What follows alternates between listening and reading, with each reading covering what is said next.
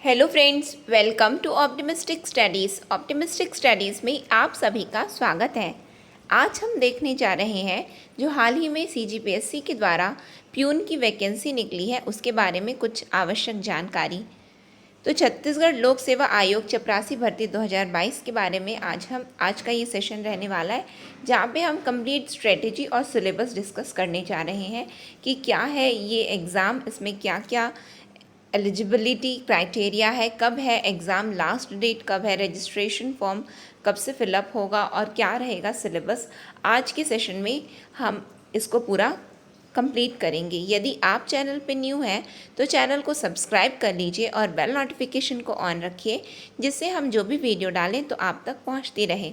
चलिए फिर हम आज के सेशन को स्टार्ट करते हैं, जहाँ पे हम देखने जा रहे हैं सीजीपीएससी प्यून वैकेंसी 2022 के बारे में कुछ आवश्यक जानकारी। तो किसी भी एग्ज़ाम के बारे में जो सबसे पहले यदि हमें कुछ जानना ज़रूरी होता है तो वो है इम्पॉर्टेंट डेट्स, कि कब उसकी वैकेंसी यानी कि रजिस्ट्रेशन फॉर्म कब से भराना स्टार्ट हो रहा है। तो इसका रजिस्ट्रेशन फॉर्म, जो रजिस्ट्रेशन प्रोसेस है वो स्टार्ट हो चुका है, जो कि कब से स्टार्ट हुआ है तो 8 जून से इसका रजिस्ट्रेशन स्टार्ट हो चुका है, जिसके बारे में जानकारी आपको सीजीपीएससी के ऑफिशियल वेबसाइट में जा कर के ये फॉर्म को आप फिलअप कर सकते हैं। लास्ट डेट कब है एप्लीकेशन का, तो लास्ट डेट है 2 जुलाई 2022 तक। लेकिन ये अच्छा ये रहेगा कि हम वेट ना करें कि जब 2 जुलाई आए और जब 12 बजने वाले हैं तभी हम भरें, तो तब सर्वर बहुत ज़्यादा डाउन चलता है, क्योंकि हर कोई तभी भरता है। तो अच्छा ये होगा यदि आप इच्छुक हैं भरने के लिए तो पहले ही भर दें, क्योंकि जैसा कि मैंने आपको बताया कि रजिस्ट्रेशन प्रोसेस स्टार्ट हो चुका है और लास्ट डेट है 2 जुलाई। तो इस बीच में यदि आप भर लें, 1-2 दिन में ही यदि भर लें तो ज़्यादा अच्छा रहेगा। फिर जो सबसे इम्पॉर्टेंट बात है वो ये है कि एग्ज़ाम कब है इसका, तो एग्ज़ाम है 25 सितंबर को। कब है? 25 सितंबर को। इसका मतलब कि लगभग आपके पास प्रिपरेशन करने के लिए 3 से 3.5 महीने हैं आपके पास में। यदि आप पढ़ रहे हैं इसके लिए, तो इसके लिए आप पर्टिकुलरली मत देखिए कि ये प्यून की वैकेंसी है, ये ज़रूरी नहीं है। ज़रूरी ये है कि ये सीजीपीएससी के द्वारा आयोजित एक प्रतियोगी परीक्षा है, जिसके लिए हमें ये देखना है कि इसमें क्या सिलेबस है और क्या वो जो लक्ष्य को मैं टारगेट किया हूँ या की हूँ, तो क्या उसमें ये कहाँ तक ये मेरे हेल्प करेगा। हमें ये देखना है, हमें इसका नाम नहीं देखना है कि ये कौन सी वैकेंसी है। बस ये देखिए ये एक प्रतियोगी परीक्षा है मेरे लिए, ठीक है। तो लगभग हमारे पास 3 से 3.5 महीने हैं इसके लिए प्रिपरेशन करने के लिए। फिर उसके बाद एक जो इम्पॉर्टेंट बात आती है कि किसी भी वैकेंसी जब निकले तो हम देखते हैं कि इसमें मिलेगा कितना, वेतन कितना है। तो इसमें पे स्केल है लेवल 1 का, यानी कि इसमें पे स्केल रखा गया है 15,600 रुपये। लगभग आप मान के चलिए 15,500 है पेमेंट, ठीक है। आगे देखते हैं और क्या है इसके बारे में कुछ आवश्यक जानकारी। एजुकेशनल क्वालिफ़िकेशन क्या है, क्योंकि जब वैकेंसी निकलती है हम वेतन देख लिए, उसके बाद हम देखते हैं कि क्या है शैक्षिक योग्यताएं। तो शैक्षिक योग्यताएं हैं इसमें 8वीं पास, जो कि द्वितीय श्रेणी से, सेकंड डिवीज़न से यदि कोई भी 8वीं पास है तो इस एग्ज़ाम के लिए बिल्कुल अपियर कर सकता है। अब बात ये आती है कि हम तो मतलब हमारा तो यूजी है और हम तो पीजी हैं, तो ऐसा वाला नहीं है। इसमें मिनिमम क्वालिफ़िकेशन है 8 पास। तो 8 पास, जब आपने ग्रेजुएशन किया है, आपने पोस्ट ग्रेजुएशन किया है, तो इसका मतलब आप तो 8 पास हैं, तो बिल्कुल भर सकते हैं। लेकिन बस ये ध्यान में रखना है कि नाम ध्यान नहीं देना है कि नाम क्या है इसका, तो देखेंगे अरे प्यून है क्या, नहीं, इसको नहीं भरना है। ये देखिए कि ये एक प्रतियोगी परीक्षा है, एक कॉम्पिटिटिव एग्ज़ाम है ये, ठीक है। आगे देखते हैं और क्या है इसके बारे में जानकारी। एज यानी कि क्या है, अब ये देख ले, हमने ये देख लिया कि शैक्षिक योग्यताएं भी हमें पता चल गई। अब हम देख लेते हैं कि आयु क्या है, कि इस एग्ज़ाम के लिए कितने से कितने वर्ष के लोग भर सकते हैं। तो इसमें जो भी आयु जो डिसाइड की गई है वो है 1 जनवरी 2022 के अनुसार है ये, ठीक है। यानी कि 1 जनवरी 2022 से किसी की आयु यदि 18 वर्ष से कम है तो वो नहीं भर सकेगा। यदि 18 वर्ष की है 1 जनवरी 2022 तो वो बिल्कुल भर सकता है, यानी कि 1 जनवरी 2022 तक यदि हम आयु की बात करें तो 18 से लेकर के 35 वर्ष के बीच में यदि किसी की आयु है तो वो बिल्कुल इस एग्ज़ाम के लिए अपीयर कर सकता है। और साथ में हमें ये भी ध्यान देना है कि जिस तरीके से एज रिलैक्सेशन मिलता है, इसी की अनुसूचित जाति, अनुसूचित जनजाति एवं छत्तीसगढ़ मूल निवासियों को जो इसमें एज रिलैक्सेशन है वो भी इसमें एप्लीकेबल है कि 5 साल के लिए अतिरिक्त जो एज रिलैक्सेशन है इसमें भी मिल रहा है। लेकिन हमें यदि हम सामान्य दृष्टिकोण से देखें तो सामान्य दृष्टिकोण से इसमें यह है कि 1 जनवरी 2022 से यदि किसी की आयु 18 से लेकर के 35 वर्ष के बीच में है तो वो बिल्कुल इस एग्ज़ाम के लिए अपीयर कर सकता है। ठीक है, आगे देखते हैं आगे क्या है जानकारी। एप्लीकेशन फ़ीस कितनी है इसकी, क्योंकि ये ऑनलाइन एप्लीकेशन भराएगा। फ़ीस कितनी है, जैसे कि आपने सुना होगा कि एप्लीकेशन फ़ीस जो है माफ़ कर दी गई है ना।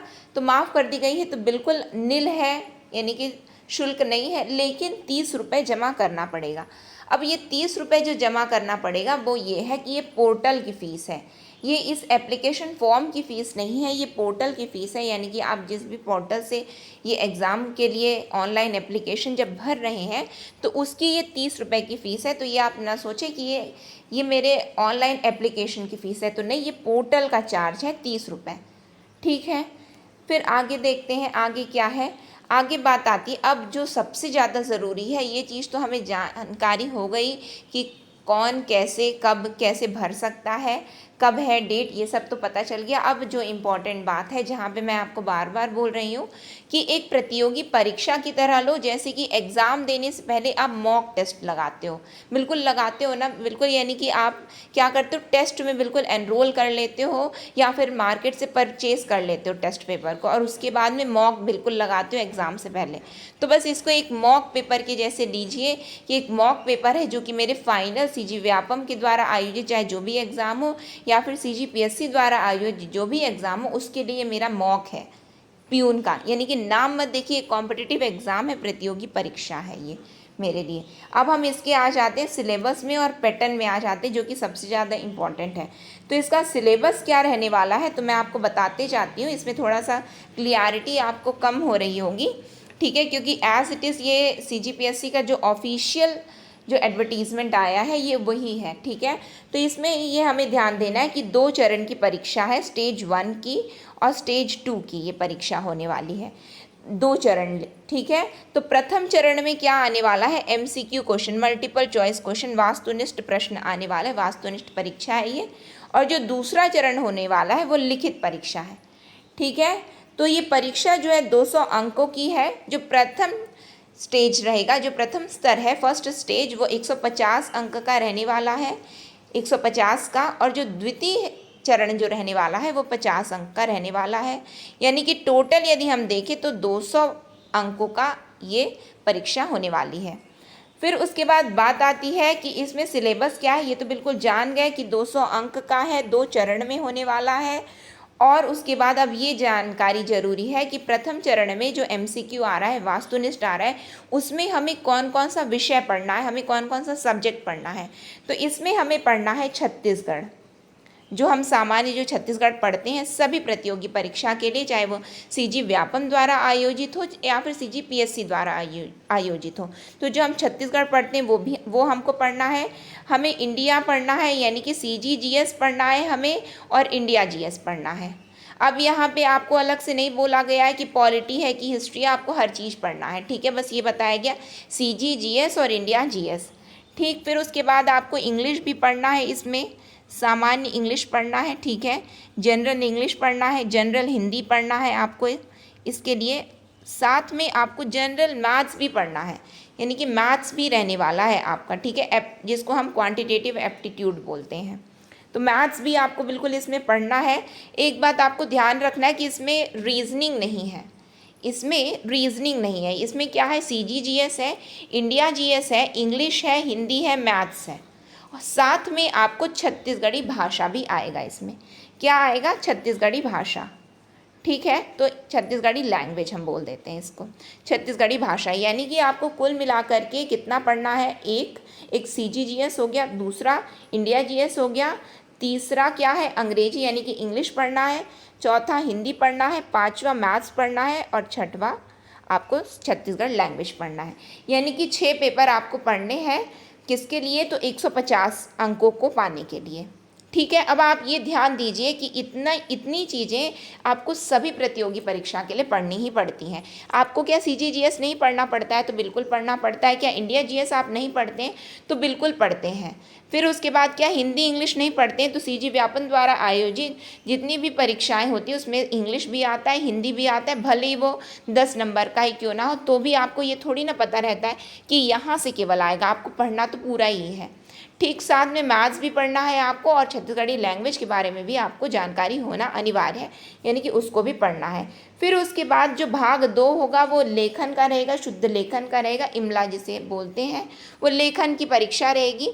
अब बात आता है तो क्या ये 150 अंक जो हैं, ये जो 150 अंक का होगा, जो प्रथम चरण होगा, जो कि 25 सितंबर को होने वाली है जिसकी परीक्षा, तो उसमें क्या नेगेटिव मार्किंग भी है? तो बिल्कुल नेगेटिव मार्किंग है, और नेगेटिव मार्किंग है 1/3 अंक जो है कटेंगे, यानी कि प्रत्येक गलत उत्तर के लिए 1/3 अंक आपके कटेंगे।